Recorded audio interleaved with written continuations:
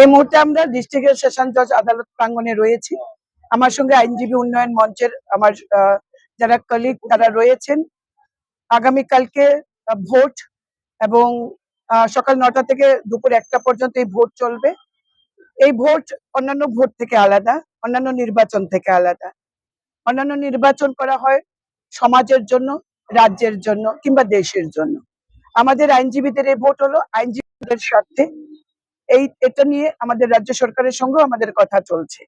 আমরা চাই আমাদের আইনজীবী উন্নয়ন মঞ্চের প্যানেলের প্রত্যেক সদস্য যারা বিভিন্ন পদে দায়িত্ব পালন করার জন্য নির্বাচনে প্রতিদ্বন্দ্বিতা করছেন, আমি আমাদের রাজ্যের সমস্ত আইনজীবীরা যারা যারা আজকের এই ত্রিপুরা বার অ্যাসোসিয়েশনের ভোটে ভোটার, তাদের প্রত্যেকের কাছে আহ্বান করছি আমাদের আইনজীবী উন্নয়ন মঞ্চে তারা যেন ভোট দেয়। প্রত্যেকটি প্যানেল আমাদের যারা সদস্যা, সভাপতি, সম্পাদক পদে দাঁড়িয়েছেন, গোটা প্যানেল যাতে আমাদের বিজয়ের আমরা প্রাপ্ত করতে পারি, আমরা রাজ্যের সমস্ত আইনজীবীদের কাছে আহ্বান রাখছি। একটাই উদ্দেশ্য, গোটা দেশে মোদিজির নেতৃত্বে যে বিকাশমুখী সরকার চলছে, আজকে দেশের 22টি রাজ্যে এনডিএ সরকার রয়েছে, যেখানে 17টি ভারতীয় জনতা পার্টি একা সরকারে রয়েছে। আমাদের রাজ্য দুবারের সরকার চলছে।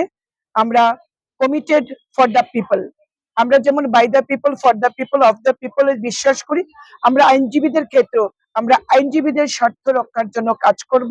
এই জন্য উই আর কমিটেড। আমিও আইনজীবী প্রফেশনে 22 বছর কাজ করেছি। আজকের দিনেও আমি কাজ করছি, হয়তো সবটা সময় আমি প্রফেশনে দিতে পারি না, বাট আমি কাজ করি। আমার জুনিয়র আছে, আমার চেম্বার আছে, অর্থাৎ আইনজীবীদের সাথে আজও আমার সম্পর্ক রয়েছে। বাট এখন একটা সুবিধা আছে, I am the bridge between the government and the lawyer. সুতরাং এটা কাজ করতে আমার সুবিধা হবে।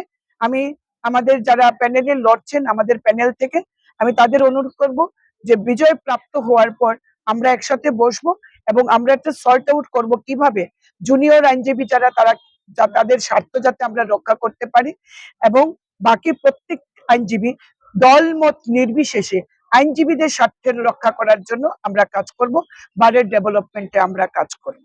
এটাই আমাদের লক্ষ্য এবং এই লক্ষ্য নিয়েই আমরা নির্বাচনে প্রতিদ্বন্দ্বিতা করছি। ধন্যবাদ।